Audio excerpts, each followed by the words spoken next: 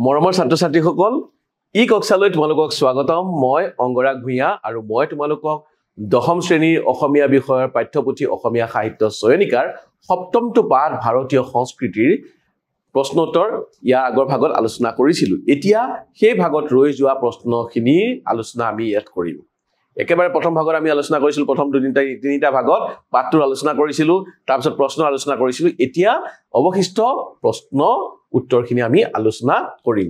এই প্ৰশ্নটোলৈ চোৱা এই প্ৰশ্নটোত কি কৈছে এই প্ৰশ্নটো খুজিছে যে মোগল সম্ৰাটৰ বাবৰ আমূলত মানে বাবৰ যেতিয়া আহিছিল বাবৰ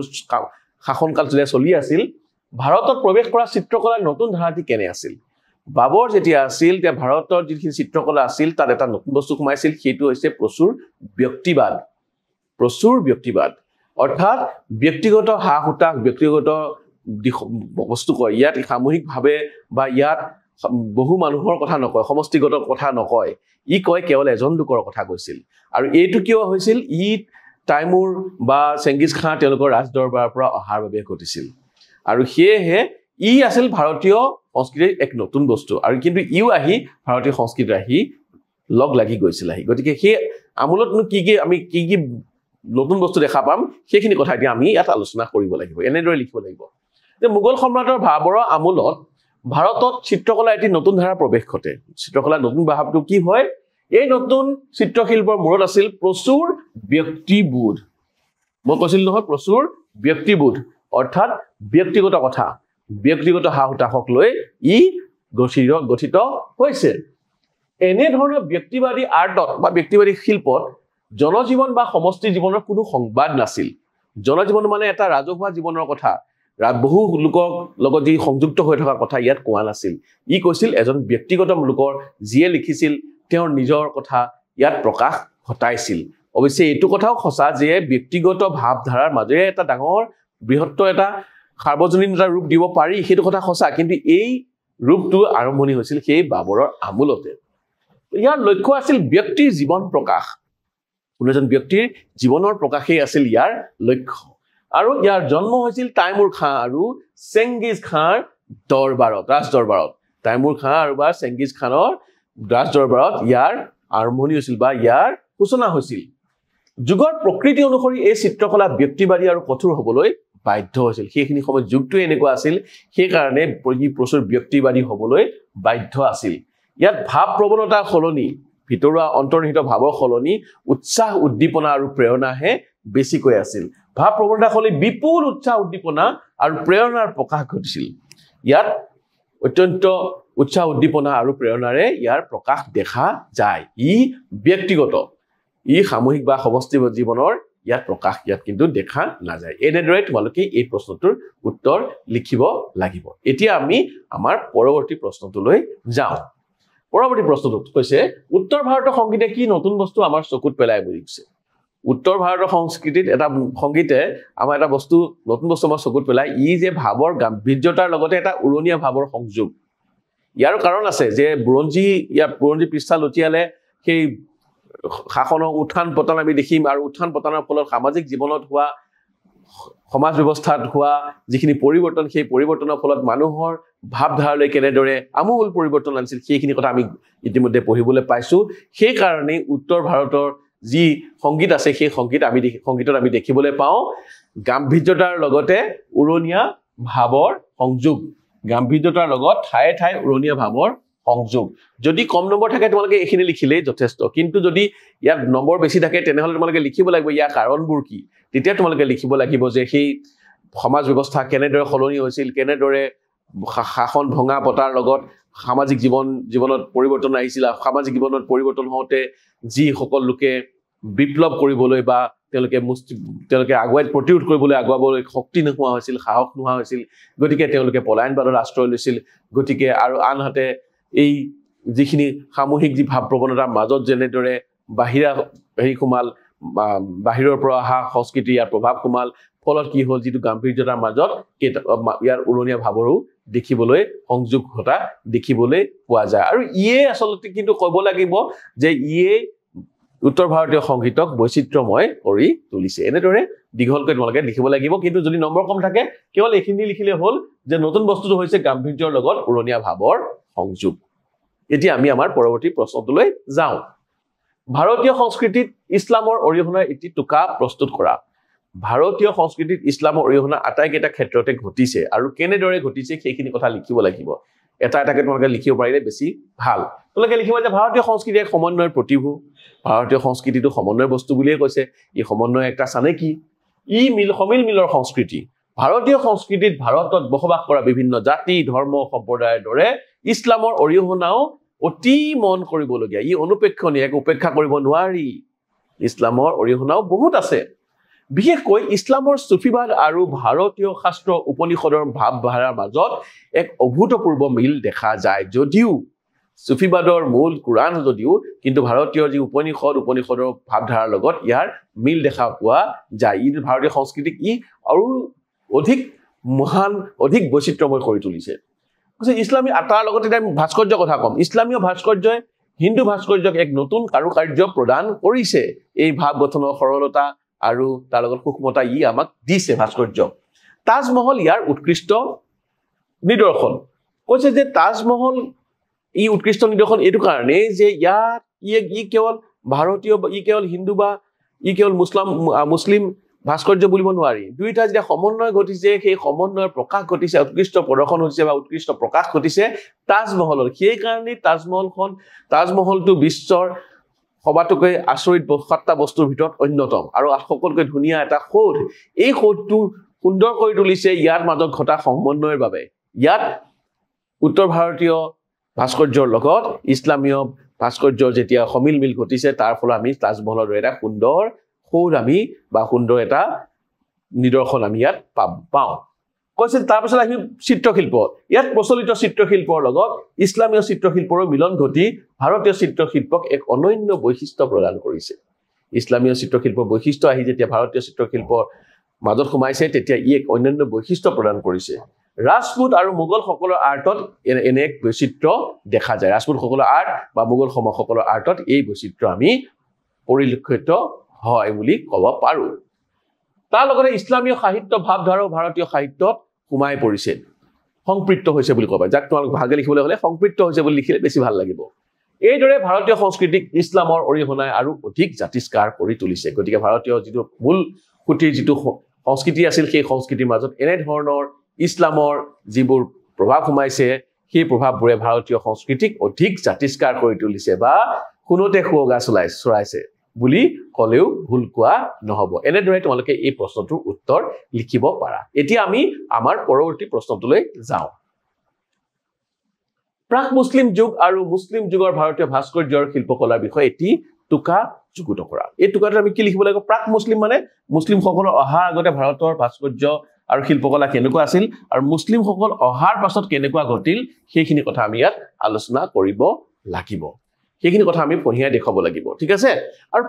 মুছলিমসকল আহিছিল ক'ত উত্তৰ ভাৰততে তেওঁলোকে থিতাপি লৈছিল কাৰণে উত্তৰ ভাৰতৰ যিখিনি ভাস্কৰ্য আৰু শিল্পকলা তাত তেওঁলোকৰ প্ৰভাৱ বেছিকৈ পৰিছিল কিন্তু দাক্ষিণাত্যত তেওঁলোকৰ প্ৰভাৱ বেছি নাছিল কাৰণে ভাস্কৰ্য আৰু শিল্পকলাটো সেই কাৰণে মুছলমানসকলৰ প্ৰভাৱ বেছি পৰা নাছিল ফলত কি হ'ল যিখিনি দাক্ষিণাত্য ভাস্কৰ্য আৰু শিল্পকলা আছে তাত কিন্তু প্ৰাক মুছলমান যুগৰ সেই বৈশিষ্ট্যখিনি আমি এতিয়াও দেখিবলৈ পাওঁ প্ৰাক মুছলিম যুগৰ ভাস্কৰ্য আৰু শিল্পকলাৰ নিদৰ্শন উত্তৰ ভাৰতত পোৱা যায় মুছলিমসকলৰ আগমনৰ আগত সমগ্ৰ উত্তৰ ভাৰততে ভাস্কৰ্য শিল্পকলা যি ৰূপত আছিল সেই ৰূপৰ মিশ্ৰিত পৰিৱৰ্তন হয় ঘাইকৈ উত্তৰ ভাৰতত কি হ'ল তেওঁলোক অহাৰ আগতে যি ৰূপ আছিল সেই ৰূপৰ সালসলনি ঘটে কাৰণ মুছলিমসকলৰ প্ৰভাৱ তথা ৰাজত্ব উত্তৰ ভাৰতত বিয়পি পৰিছিল আৰু প্ৰাক মুছলিম যুগত ভাৰতত থকা ভাস্কৰ্য শিল্পকলাৰ লগত মুছলিম ভাস্কৰ্য শিল্পকলাৰ মিলন ঘটি এক অপূৰ্ব ৰূপ লয় সেই তেওঁলোকৰ যিবোৰ ভাৱ আৰু ভাষাৰ যিবোৰ ভাস্কৰ্যত যে সৰলতা দিছিল আৰু সূক্ষ্মতা দিছিল সেইখিনি ইয়াত ভাস্কৰ্য শিল্পকলাৰ মাজত সোমাই পৰিছিল এটা অপূৰ্ব সমন্বয় সাধন ঘটিছিল সেয়েহে প্ৰাক মুছলমান যুগৰ ভাস্কৰ্য শিল্পকলাৰ লগত মুছলমান যুগৰ এয়া সংস্কৃতি বা মুছলমান যুগৰ ভাস্কৰ্য শিল্পকলাৰ যেতিয়া সমিল মিল ঘটিল সমন্বয় ঘটিল তেতিয়া আমি অপূৰ্ব সংস্কৃতি দেখা পালো অপূৰ্ব শৈলী ৰূপ দেখা পালো আৰু সেই কাৰণে উত্তৰ ভাৰতীয় ভাস্কৰ্য শিল্পকলা এক সমন্বয়ৰ বস্তু এই ভাস্কৰ্য শিল্পকলা অকল ইছলামীয় বা হিন্দুস্তানী বুলিব নোৱাৰি ইয়াক ইছলামীয় বুলিবও নোৱাৰি এক হিন্দুস্তানী বুলিবও নোৱাৰি ই উত্তৰ ভাৰতৰ যিটো ভাস্কৰ্য শিল্পকলা তাৰ নিজস্ব ৰূপ ল'লে ই কালক্ৰমত ই পৰিৱৰ্ধিত বা ইয়াৰ পৰিৱৰ্তন এনে ধৰণৰ হৈ গ'ল ই এটা নিজস্ব ৰূপ লৈ গ'ল ইয়াক কিন্তু ইছলামীয় বুলিব নোৱাৰি ইয়াক হিন্দুস্তানীয় বুলিব নোৱাৰি আনহাতে দাক্ষিণাত্যত মুছলমানসকলৰ প্ৰভাৱ বা শাসন তেনেভাৱে নাছিল কাৰণে প্ৰাক মুছলমান যুগৰ ভাস্কৰ্য শিল্পকলাৰ চানেকি এতিয়াও দেখিবলৈ পোৱা যায় শিল্পকলাৰ লগত মুছলমান যুগৰ ভাস্কৰ্য শিল্পকলাৰ সম্পৰ্ক স্থাপিত হোৱা নাছিল আৰু ইয়াৰ ভাস্কৰ্য আৰু শিল্পকলাত প্ৰাক মুছলমান যুগৰ ৰূপ প্ৰায় থাকি গ'ল আৰু সেইভাৱে একোটা নিজস্ব বিচাৰ পদ্ধতি দেখিবলৈ পোৱা যায় সেই কাৰণে দক্ষিণ ভাৰতীয় ভাস্কৰ্য শিল্পকলাৰ লগত উত্তৰ ভাৰতৰ ভাস্কৰ্য শিল্পকলাৰ মাজত পাৰ্থক্যটো সেয়েহে দেখিবলৈ পোৱা যায় কাৰণ দাক্ষিণাত্যত যিখিনি আছিল সেই প্ৰাক মুছলমান যুগৰ ভাস্কৰ্য শিল্পকলাৰ চানেকিকেই দেখিবলৈ পোৱা আমি যায় ই ভাৰতীয় সংস্কৃতিৰ বৈচিত্ৰ্যক ৰঙীন কৰি তুলিছে দাক্ষিণাত্য ভাস্কৰ্যত কোণ আৰু সৰলৰেখাৰ প্ৰাদুৰ্ভাৱ কোণ আৰু সৰলৰেখা বেছিকৈ দেখা যায় আৰু ইয়াত কি কৈছে ইয়াৰ প্ৰতিটো ভংগীমাই সুকীয়া গঠনৰ বিশালতা হৈছে এক বৈশিষ্ট্য ই ডাঙৰ তুমি চাবা দাক্ষিণাত্যৰ মঠ মন্দিৰবোৰ চাবা বহুত ডাঙৰ আৰু ইয়াত কোণ আৰু ইয়াত সৰলৰেখাৰ প্ৰাদুৰ্ভাৱ বেছি আছে প্ৰাদুৰ্ভাৱ দেখিবলৈ পোৱা যায় আৰু ইয়াত কৈছে যে তেওঁলোকৰ জাকজমকতা বিশালতা আৰু জাকজমকতা বহুত বেছি আৰু এটাৰ লগত আনটোৰ মিল নাথাকে এই কাঞ্জীপুৰম মন্দিৰটোৰ কথা কৈছিল নহয় তাত যে 1000টা স্তম্ভ আছে আৰু এটা স্তম্ভ আনটো স্তম্ভৰ লগত মিল নাই কৈছে যে প্ৰত্যেকটো ভংগীমাই সুকীয়া উদাহৰণস্বৰূপে কাঞ্জীপুৰমৰ মন্দিৰৰ কথা ক'ব পাৰি এই মন্দিৰত অন্তত 1000টা স্তম্ভ আছে আৰু এটাৰো ইটোৰ লগত মিল নাই ইয়াৰ স্তম্ভৰ আৰ্হি বা ভাস্কৰ্য ইটোৰ লগত সিটোৰ মিল নাই এইবোৰৰ সাজসজ্জাৰ জাকজমকতা আৰু প্ৰকৃতিৰ বিশালতাই সকলোকে অভিভূত কৰি তোলে ইমান বিশাল ইমান জাকজমক যে মানুহৰ অন্তৰ অভিভূত পুলকিত কৰি তোলে বা আপ্লুত কৰি তোলে প্ৰাক মুছলিম যুগৰ জীৱনৰ প্ৰাচুৰ্যৰ কথা অজন্তাৰ শিল্পকলা অৰ্থাৎ চিত্ৰসমূহত প্ৰকাশ পাইছে আৰু অজন্তাৰ চিত্ৰকলা যিখিনি আছে তাৰ মাজতো কিন্তু প্ৰাক মুছলমান যুগৰ সেই জীৱনৰ প্ৰাচুৰ্যৰ কথা প্ৰকাশ পাইছে জীৱনটো কেনেকুৱা আছিল মানুহৰ সেইখিনিও ইয়াত প্ৰতিফলিত হৈছে শিশু পুৰুষ মহিলা বিবিধ ভংগীমাত সকলোবোৰ একে ঠাইতে অংকিত হৈছে শিশু পুৰুষ মহিলা সকলো একেলগে কেনেদৰে বাস কৰিছিল সেই জনজীৱনৰ ছবিখন ইয়াত দেখিবলৈ পোৱা যায় জীৱনৰ প্ৰাচুৰ্যই যেন শিল্পীক মতলীয়া কৰি তুলিছে আৰু জীৱনত কিমানখিনি প্ৰাচুৰ্য আছে সেই প্ৰাচুৰ্যই শিল্পীক মতলীয়া কৰি তুলিছে চিত্ৰসমূহৰ ভাৱ বস্তু অসামঞ্জস্যৰ মাজতো বাস্তৱৰ অখণ্ডতাৰ কথা পাহৰি যোৱা নাই অসামঞ্জস্য ক'ৰ পৰা আহে অসামঞ্জস্য ক'ব লাগিব অসামঞ্জস্য কিহৰ কাৰণে যদি চিত্ৰসমূহৰ ভাৱৰ মাজত কিন্তু সামঞ্জস্য নাই কাৰণ এটাত আছে সামূহিক জীৱন এটা আছে সন্ন্যাস জীৱন আৰু সেই আছে প্ৰাক মুছলমান যুগৰ সেই জীৱন জনজীৱন আৰু তাৰ সেই অসামঞ্জস্যতাৰ লগত বাস্তৱৰ অখণ্ডতা জীৱনটো যেনে একেধৰণে চলি আছে জীৱনটো তেনেধৰণে দুইটা সামৰি লৈ চলি আছে সেই বস্তুটো ইয়াত প্ৰতিফলিত হৈছে কৈছে যে শিল্পী শিল্পজগত আৰু বাস্তৱ জীৱনৰ মাজত এক সুন্দৰ সমন্বয় ইয়াত স্থাপিত হৈছে চিত্ৰসমূহৰ ভাৱ বস্তু সামঞ্জস্যৰ মাজতো বাস্তৱৰ অখণ্ডতাৰ কথা পাহৰি যোৱা নাই আৰু শিল্পীৰ শিল্পজগত আৰু বাস্তৱ জীৱনৰ মাজত এক সুন্দৰ সমন্বয় সাধিত হৈছে এইটোৱে এই প্ৰশ্নটোৰ উত্তৰ তোমালোকে এনেদৰে এই প্ৰশ্নটোৰ উত্তৰ লিখিব পাৰিবা উত্তৰ ভাৰতত অৰ্থাৎ মুছলমান যুগৰ ভাস্কৰ্য দক্ষিণাত্যৰ ভাস্কৰ্যৰ লগত নিমিলে উত্তৰ ভাৰতৰ আকৌ ভাস্কৰ্য কি আছে আমি কৈছিলো ইতিমধ্যে বৃত্ত আৰু বক্ৰৰেখাৰ প্ৰাদুৰ্ভাৱ আছে দক্ষিণ ভাৰতত কি আছিল দক্ষিণ ভাৰতত আছিল কোণ আৰু সৰলৰেখা ইয়াত কিন্তু উত্তৰ ভাৰতত দেখিব পাওঁ আমি বৃত্ত আৰু বক্ৰৰেখাৰ প্ৰাদুৰ্ভাৱ এই অঞ্চলৰ মন্দিৰবোৰত ইছলামীয় ভাস্কৰ্যৰ প্ৰভাৱ ভালেখিনি দেখা যায়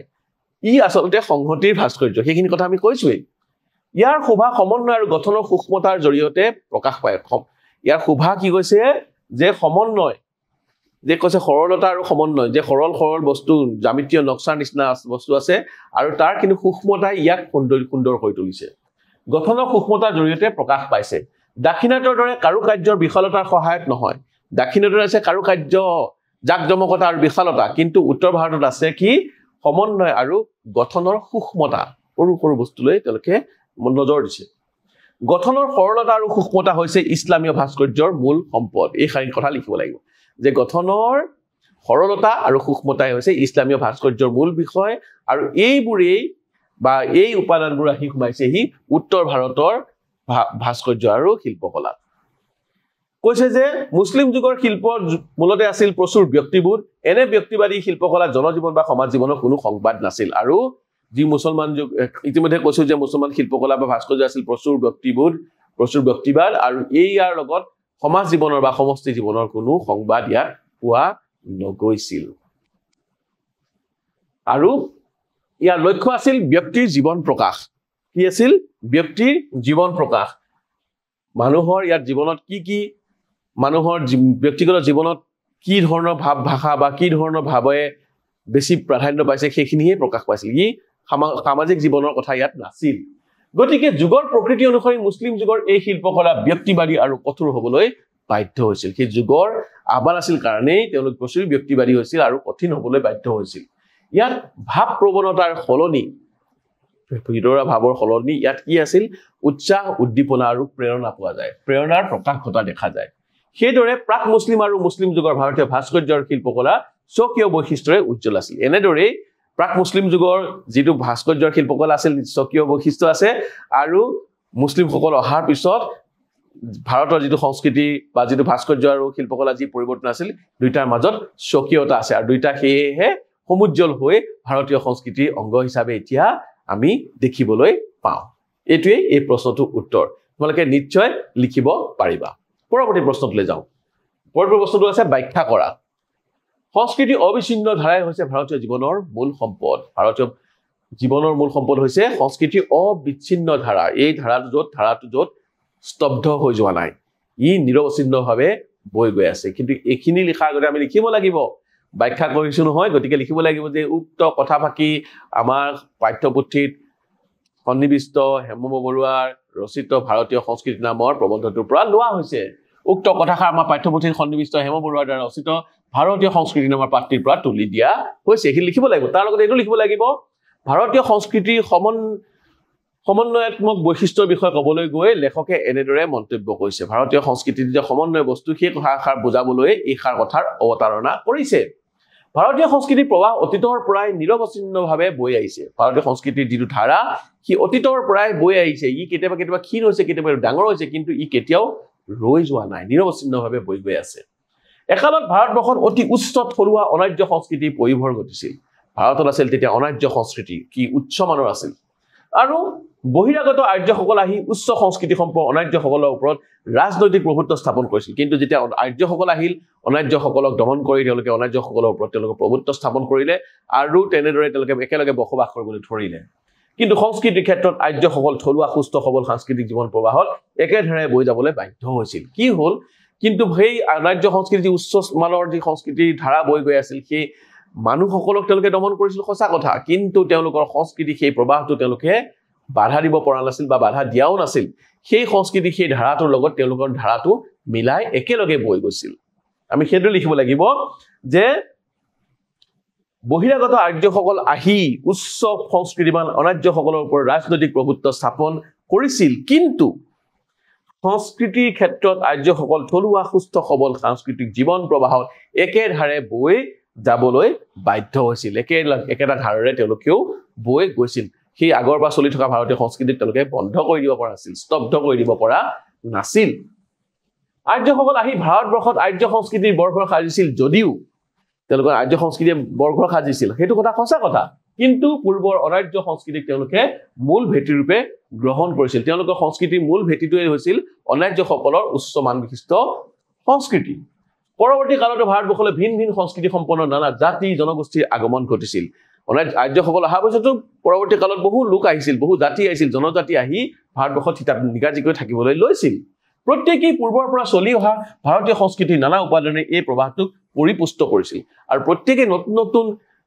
জনসমষ্টি আহিছিল আৰু তেওঁলোকে আহি ভাৰতীয় সংস্কৃতি যে সেই বৈ গৈ আছিল ধাৰাটো অনাৰ্যৰ লগত ৰাজ্য মিলি গৈ আছে সেই ধাৰাটো কিন্তু স্তব্ধ কৰি দিয়া নাই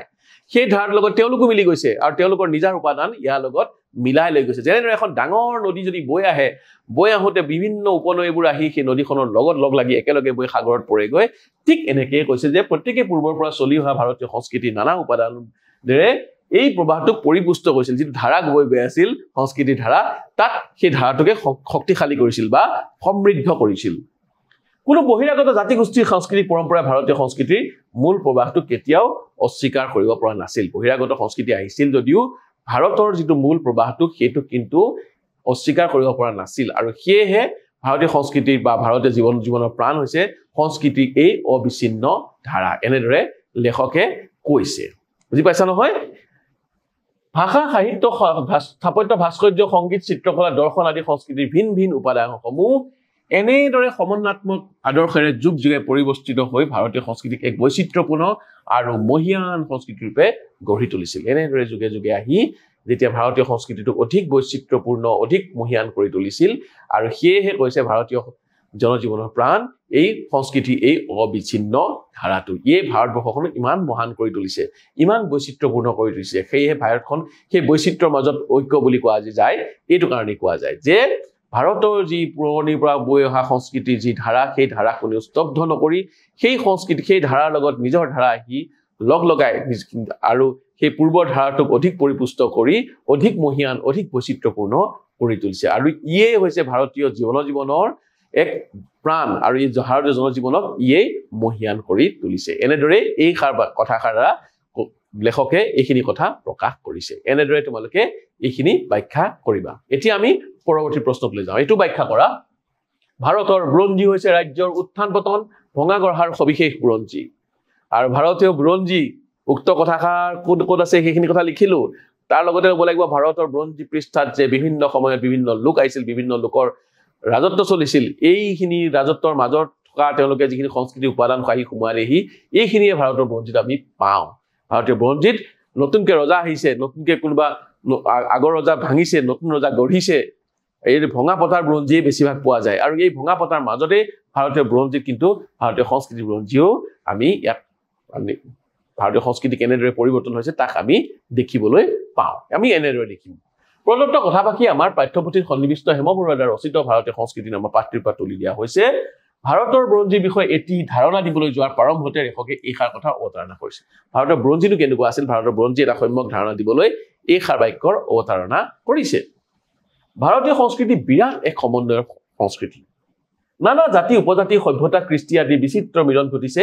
এই ভাৰত ভূমিত এইখিনি কথা আমি প্ৰায় কৈ আহিছো সময়ৰ লগে লগে ভাৰতবাসীৰ সামাজিক ৰাজনৈতিক অৰ্থনৈতিক জীৱন যাত্ৰা প্ৰণালী সলনি হৈ আহিছে ভাৰতৰ জীৱন যাত্ৰা পদ্ধতিৰ সলনি হৈ আহিছে এই সকলোবোৰ পৰিৱৰ্তন যুগে যুগে প্ৰকাশিত হৈ আহিছে যদিও অতীতৰ বহুতো জ্বলন্ত দৃষ্টান্ত অতি সজাগতাৰে ধৰি ৰাখিছে ভাৰতীয় বুৰঞ্জী এই যে সাল সলনিবোৰ আহিছে কেনেকৈ হ'বলৈ পাইছে এই যে সাল সলনি ঘটিছে ক'ৰ পৰা আহিছে সেইখিনি কোনে ধৰি ৰাখিছে ভাৰতীয় বুৰঞ্জীৰ প্ৰতিটো পৃষ্ঠাতে আছে ভাৰতীয় বুৰঞ্জীটো যদি কাৰণ ভঙা গঢ়াৰ বুৰঞ্জী ভঙা পতাৰ বুৰঞ্জী কোনোবাই ভাঙিছে কোনোবা এজন ৰজা ভাঙিছে কোনোবা এজন ৰজা গঢ়িছে বা নতুনকৈ আকৌ ৰজা পাতিছে আৰু কোনোবা এটা নতুন নেতা কোনোবা এটা জনগোষ্ঠী আহিছে আহি তেওঁলোকে কি কৰিছে আক্ৰমণ কৰি তেওঁলোকে শাসন চলাইছে তেওঁলোকে শাসন চলোৱাৰ লগে লগে কাৰোবাৰ শাসন অন্ত পৰিছে এনেধৰণে ভঙা পতা চলিছে আৰু তাৰ মাজতে আমাৰ সাংস্কৃতিক সমলবোৰ কেনেদৰে সোমাই পৰিছে সেই কথা আমি ইয়াত উমান পাওঁ উত্থান পতন হৈছে মানুহৰ জীৱনৰ এক অবিচ্ছেদ্য অংগ মানুহৰ জীৱনত উত্থানো আছে পতনো আছে ইটোৰ পিছত সিটো মানৱ গোষ্ঠীৰ আগমন বা অভিযান কোনোবা আহিছে কোনোবা অভিযান চলাই আহিছে বিভিন্ন পৰিয়ালৰ শাসনভাৰ গ্ৰহণ আদি ঘটনাৰে ভাৰতৰ বুৰঞ্জীৰ প্ৰতিটো পৃষ্ঠা ভাৰাক্ৰান্ত ভাৰতীয় বুৰঞ্জীৰ প্ৰতিটো পৃষ্ঠাতে আছে কোন আহিছে কোন আহি কাক আক্ৰমণ কৰিছে কোনে শাসন কৰিছে কাক শাসন ভাঙিছে কাক কোনে শাসন নতুনকৈ পাতিছে এইবোৰে ভাৰতীয় বুৰঞ্জীৰ পৃষ্ঠা ভাৰাক্ৰান্ত ভাৰতীয় সভ্যতাৰ প্ৰথম চিনাকি হিচাপে সৌগৌৰৱে হৰপ্পা আৰু মহেঞ্জোদাৰোৰ কথা আমি ক'ব পাৰোঁ হৰপ্পা আছিল মহেঞ্জোদাৰ আছিল কিন্তু সেয়া আছিল অনাৰ্য সংস্কৃতি বা অনাৰ্য লোকসকল আছিল অনাৰ্য তেওঁলোকক আহি আৰ্যসকলে দমন কৰিছিল আহি তাৰপিছত আহি দমন কৰিলে ভাৰতীয় বুৰঞ্জীত আমি তাৰ লেখ পাওঁ যে অনাৰ্যসকলক দমন কৰি আৰ্যসকলৰ তেওঁলোকে সাম্ৰাজ্য স্থাপন কৰিছিল আহি এই ভঙা পতা চলি গ'ল কিন্তু তেওঁলোকৰ সংস্কৃতি কিন্তু মিলন তাৰ মাজতেই ঘটিছে এই সংস্কৃতিয়ে আমাক এটা আৰ্য যুগপূৰ্ব যুগৰ ইংগিত দিয়ে আৰু সেই সংস্কৃতি কালৰ গৰাহত নষ্ট হৈছিল যদিও একেবাৰে ধ্বংস হৈ যোৱা নাছিল সেই সভ্যতা নষ্ট হৈ গৈছিল হৰপ্পা মহেঞ্জোদাৰ সভ্যতা শেষ হৈ গৈছিল কিন্তু তেওঁলোকৰ সংস্কৃতি ধাৰাটো স্তব্ধ হৈ যোৱা নাছিল আৰু সেই অবিনাশী আৰ্হিকে ভেটি কৰি আৰ্যসকলে পাছৰ যুগত এটা নতুন সংস্কৃতিৰ সূচনা কৰিছিল আৰু সেই অবিনাশী কিয় যাৰ ধ্বংস কৰিব নোৱাৰিলে সভ্যতাখিনি ধ্বংস হৈ গ'ল কিন্তু সংস্কৃতি থাকি গ'ল আৰু সংস্কৃতি সেই অবিনাশী ধাৰাটোৰ ওপৰতেই ভিত্তি কৰি বা তাকেই ভেটি হিচাপে গ্ৰহণ কৰি আৰ্য সংস্কৃতি গঢ় লৈছিল আৰু সেয়েহে এইষাৰ কথা কোৱা হয় হয়তো বৰ্তমান এনেবোৰ কথা প্ৰকাশ কৰাই কঠিন হ'লহেঁতেন যদিহে আমাৰ বুৰঞ্জীত এইবোৰৰ উল্লেখ নাথাকিলে যদি আমাৰ বুৰঞ্জীৰ পৃষ্ঠাত এই ভঙা পতা বুৰঞ্জী নাথাকিলেহেঁতেন কেনেদৰে আৰ্যসকল আহিছিল সেইবোৰ কথা উল্লেখ নাথাকিলেহেঁতেন তেনেহ'লে আমি এইখিনি কথা ক'বও নোৱাৰিলোহেঁতেন কেনেদৰে এই সংস্কৃতিৰ বিকাশ ঘটিছে এই সংস্কৃতিৰ পৰিপুষ্টি সাধন হৈছে যদি আমাৰ বুৰঞ্জীত এইবোৰৰ আগতে অন্তৰ্ভুক্ত কৰি থোৱা নহলহেঁতেন এই ভাৰতৰ বুৰঞ্জীতে লিপিবদ্ধ হোৱা এই ভঙা পতা গঢ়াৰ কাহিনীবোৰৰ কথা ব্যক্ত কৰাৰ প্ৰসংগেৰে লিখকে এনেদৰে কৈছে গতিকে সেই কাৰণে লিখকে কৈছে যে ভাৰতৰ সংস্কৃতি ভঙা পতাৰ বুৰঞ্জী এইখিনি কথা লেখকে এই কাৰণে কৈছে যে এই ভাৰতৰ বুৰঞ্জীত লিপিবদ্ধ হোৱা এই ভঙা পতা গঢ়াৰ কাহিনীৰ কথা ব্যক্ত কৰিছে এইখিনি যদি কাহিনীখিনি লিপিবদ্ধ নহলহেঁতেন আমি সংস্কৃতি কেনেদৰে বিকশিত হৈছে কেনেদৰে পৰিপুষ্টি সাধন ঘটিছে সেইখিনি কথা আমি নাজানিলোহেঁতেন সেইকাৰণে লেখকে এনেদৰে কৈছে এই প্ৰশ্নটোৰ উত্তৰ তোমালোকে এনেদৰেই লিখিবা এতিয়া আমি আমাৰ পৰৱৰ্তী প্ৰশ্নটোলৈ যাওঁ সকলো আৰ্টৰ মূলতে দুটা বিপৰীত পন্থাই কাম কৰা দেখা যায় এই কথা সকলো আৰ্ট মানে সকলো কলাৰ মূলতে দুটা বিপৰীত পন্থাই কিন্তু কাম কৰি থাকে এইটো আমি ব্যাখ্যা কৰিব লাগে একেদৰে লিখিব লাগিব যে প্ৰদত্ত কথা পাকি আমাৰ পাঠ্যপুথিত সন্নিবিষ্ট হেম বৰুৱা ৰচিত ভাৰতীয় সংস্কৃতি নামৰ পাঠটিৰ পৰা তুলি দিয়া হৈছে তাৰ লগত লিখিব লাগিব কথাশিল্পৰ প্ৰকাৰ আৰু কথাশিল্পই যে ভাৰতীয় সংস্কৃতিৰ এক বিৰাট অংশ আগুৰি আছে তাকে ক'বলৈ গৈ উক্ত কথা পাকিৰ অৱতাৰণা লেখকে কৰিছে কথাশিল্পৰ প্ৰকাৰ আছে এইখিনি কথা ক'বলৈ কৈছে সকলো বস্তু বা সৃষ্টি আৰু একোটা আৰ্ট বা কলা থাকে সকলো সৃষ্টিটো এটা কলা থাকিব বা আৰ্ট থাকিব নিখুঁত বস্তুৰ সৃষ্টি হলে কলা নিখুঁত হয় বস্তু যদি নিখুঁত হয় তেনে কলাৰো নিখুঁত হ'ব আৰু অসামঞ্জস্যতাই খামখেয়ালি কলাৰ সৃষ্টি কৰে যদি বস্তুবোৰৰ মাজত সামঞ্জস্য নাথাকে তেনেহলে খামখেয়ালিৰ সৃষ্টি হয় বস্তুটো বৰ ভাল নহয় সকলো আৰ্টৰ মূলতে দুটা বিপৰীত পন্থাই কাম কৰে কিন্তু সকলো আৰ্টত দুটা বিপৰীত পন্থা খেলি থাকে বা দুটা পন্থাই কাম কৰি সমান্তৰালভাৱে কাম কৰি থাকে এটা উদ্দেশ্য আৰু কাৰ্য জাকজমকতাৰ সৃষ্টি আৰু আনটো উদ্দেশ্য সংযম আৰু আড়ম্বৰহীনতা এটাই কি কৰে এটা আৰ্টৰ এটা পন্থাই কি কৰে জাকজমকতাৰ সৃষ্টি কৰে ভাব উচ্চাসতাৰ সৃষ্টি কৰে আনটোৱে পৰিমিত বা সংযত কৈছে আনটো হৈছে সংযম আৰু আড়ম্বৰহীনতা সেই বুদ্ধ আৰ্টৰ কথা যে কৈছিল যে এটা সন্ন্যাস জীৱন এটা সামূহিক জীৱন সেইখিনি কথা আমি ইয়াত আনিব পাৰো যে কোনোবা এটাই কি কৰে এটাৰ উদ্দেশ্য হৈছে কাৰুকাৰ্য আৰু কাৰ্য জাকজমকতাৰ সৃষ্টি আৰু আনটো হৈছে সংযমৰ সৃষ্টি প্ৰকাশ এটা সংযমী মনৰ প্ৰকাশ ঘটাই আৰু এটা হৈছে জাকজমকতা দেখুৱাই উত্তৰ ভাৰতৰ সংগীতৰ কথা কৈছিল গাম্ভীৰ্যতাৰ লগত উৰণীয়া এটা ঢৌ আছিল এই ধৰণৰ বস্তু দুটা বিপৰীত ধৰণৰ পন্থাই একে সময়তে কাম কৰি থাকে এটা বাহ্যিক আড়ম্বৰৰ জৰিয়তে প্ৰকাশ বিচাৰে যেটো জাকজমকতা কি বাহ্যিক আড়ম্বৰত মানুহে যেতিয়া ফূৰ্তি কৰে মানুহৰ যেতিয়া আনন্দ লাগে মানুহৰ যেতিয়া নিজৰ ব্যক্তিগত সুখ দুখ প্ৰকাশ কৰিব লাগে কি বাহ্যিকতাই দেখাব লাগিব সেইখিনি বাহ্যিকতাই দেখুৱাই তেওঁলোকে আৰু কৈছে যে এটা বাহ্যিক আড়ম্বৰৰ জৰিয়তে প্ৰকাশ বিচাৰে আৰু আনটোৱে আমাৰ অন্তৰাত্মক স্পৰ্শ কৰি অভিভূত কৰে আৰু এটাই কৰে কি আমাৰ ভিতৰখন অন্তৰখনক স্পৰ্শ কৰে গোপনে স্পৰ্শ কৰি আমাক অভিভূত কৰে আমাক জুকাৰি থৈ যায় এটা বাহিৰৰ পৰা বাহ্যিক ৰূপ দেখুৱাই আমাক চমক লগায় আৰু আনটোৱে আমাক অন্তৰাত্মা স্পৰ্শ কৰি আমাক আলোড়িত কৰে প্ৰথমতে বিৰাট পটভূমিৰ অৱতাৰণা কৰে প্ৰথমটো জাকজমকতা কাৰুকাৰ্য বিশাল বিৰাট পটভূমিৰ অৱতাৰণা ঘটে প্ৰথমটো আৰু দ্বিতীয়তে পৰিমিতিৰ পৰিচয় দিয়ে দ্বিতীয়তে কয় কি সংযমৰ পৰিচয় দিয়ে আড়ম্বৰহীনতাৰ পৰিচয় দিয়ে এক কথাত ক'বলৈ গ'লে প্ৰথমটোৰ বৰ্হিজাগতিক প্ৰসাৰণ আছে দ্বিতীয়টোৰ নাই প্ৰথমটো আছে বৰ্হিজাগতিক প্ৰসাৰণ বা বাহিৰলৈকে জগত যিখিনি দেখুৱাইছে তাৰ বাহিৰলৈকে তেওঁলোকে যায় ই বিশাল ই আড়ম্বৰপূৰ্ণ ইয়াৰ জাকজমকতা বহুত বেছি কিন্তু দুইটাৰ সংমিশ্ৰণৰ ফলতহে সমাজৰ প্ৰতিবিম্ব প্ৰতিফলিত হয় কিন্তু সমাজৰ এখন প্ৰকৃত ছবি যদি আমি প্ৰতিফলিত কৰিব খুজিছো প্ৰতিবিম্ব যদি আমি প্ৰতিফলিত কৰিব খুজিছো তেনেহলে আমি দুইটা সামঞ্জস্য ঘটাব লাগিব দুইটা সামঞ্জস্য ঘটাব পাৰিলেহে এটা কলা মহান হয় দুইটাৰ সংমিশ্ৰণৰ ফলতহে সমাজৰ প্ৰতিবিম্ব প্ৰতিফলিত হয় সমাজখনত কেৱল জাকজমকতাই নহয় কিন্তু আৰু এটোও নহয় যে সমাজখনৰ কেৱল পৰিমিত আড়ম্বৰহীনতাই নহয় দুইটাই আছে দুইটাৰ মাজত সমন্বয় সাধন কৰি সেই সংস্কৃতিৰ মাজেৰে আৰ্টৰ মাজেৰে শিল্পকলাৰ মাজেৰে আমি এজন শিল্পীয়ে কেনেদৰে দেখুৱায় তাতহে তেওঁৰ শিল্পৰ সাৰ্থকতা আছে বিপৰীতমুখী পন্থা আছে কিন্তু সেই বিপৰীতমুখী পন্থাক দুইটাকে লগ লগাই সমন্বয় ঘটাই দুইটা সংপৃক্ত কৰি কেনেদৰে সুন্দৰভাৱে প্ৰতিফলিত কৰিব পাৰে তাতহে জীৱনৰ প্ৰকৃত প্ৰতিফলন বুলিব পাৰি বা এটা সাৰ্থক শিল্প বুলিব পাৰি এইখিনি কথা বুজাবলৈ লেখকে উক্ত কথা ভাকিৰ অৱতাৰণা কৰিছে এনেদৰে তোমালোকে এই প্ৰশ্নটোৰ উত্তৰ লিখিবা এতিয়া আমি পৰৱৰ্তী প্ৰশ্নলৈ যাম এটো ভাষা বিষয় সন্ধি ভাঙিব লাগে সংস্কৃতি সম যুকৃতি সমন্বয় সম যুগন্বয় সম বন্ধ সম্বন্ধ ভাৰাক্ৰান্ত ভাৰ যুগ আক্ৰান্ত সন্মত সমযুগমত এনেদৰে আমি লিখিলে হ'ব কিন্তু মনত ৰাখিবা সংস্কৃতি যে সমকৃতি লিখিছা এটো সমকৃতি নহয় কিন্তু এইটো সম লিখিব লাগিব যেতিয়া সন্ধি হয় এইডাল হলন্তডাল লাগিব সমকৃতি সংস্কৃতি সমন্বয় সমন্বয় ঠিক আছে সম্বন্ধ সম যোগ বন্ধ সম্বন্ধ ভাৰাক্ৰান্ত ভাৰ যোগ আক্ৰান্ত সন্মত সমমত সম নহয় সন্মত হ'ব লাগিছিল কিন্তু এইটো হয় সন্মত মনত ৰাখিবা সম মত গতিকে আমি সম্মত নহব এইটো সন্মত হ'ব ঠিক আছে সন্মত হ'ব বুজি পাইছা এইকেইটা হ'ল সন্ধি আমি ইয়াত ভাঙি দেখুৱালো তোমালোকে এইকেইটা অনুশীলন কৰিবা যাতে পৰীক্ষাত আহিলে ভাবি থাকিব নালাগে ঠাউকতে তোমালোকে লিখি দিব পাৰা ইয়াত কৈছে বিশেষ্য বা বিশেষণক লৈ লিয়া বৈচিত্ৰ্যময় ভৌগোলিক ভূগোল বিস্তৃত নৈৰাশ্য নিৰাশা বিপ্লৱ বৈপ্লৱিক বৈচিত্ৰ্যময় ভৌগোলিক ভূগোল বিস্তৃত নৈৰাশ্য নিৰাশ বিপ্লৱ হ'ব বৈপ্লৱিক এইকেইটাই হ'ল এই প্ৰশ্নটোৰ উত্তৰ এইকেইটাও তোমালোকে অনুশীলন যেতিয়া কৰিবা অনুশীলন কৰি থলে তোমালোকৰ সহজ হ'ব পৰীক্ষা হলত তোমালোকে ভাবি থাকিবলগীয়া হ'লেই তোমালোকৰ সময় বহুতখিনি নাটনি হ'ব আৰু অসমীয়াত তোমালোকে লিখিবলৈ বহুত থাকিব সুন্দৰকৈ সজাই পৰাই লিখিবৰ কাৰণে তোমালোকৰ অলপ সময় প্ৰয়োজন হ'ব গতিকে সেয়েহে এনেকুৱা ধৰণৰ বস্তুবোৰ অনুশীলন কৰি যাতে পৰীক্ষাত অহাৰ লগে লগে তোমালোকে এইখিনি লিখি অটাব পাৰা সেই বিষয়ে দৃষ্টি ৰাখিবা যি কি নহওক মৰমৰ ছাত্ৰ ছাত্ৰীসকল আমি ভাৰতীয় সংস্কৃতি পাঠটোৰ প্ৰশ্ন উত্তৰ আলোচনা কৰি আছিলো আৰু আলোচনা ইয়াতে শেষ হৈছে পৰৱৰ্তী পাঠত তোমালোকৰ সৈতে পুনৰ লগ হ'ম তেতিয়ালৈকে মোক তোমালোকে বিদায় দিয়া ধন্যবাদ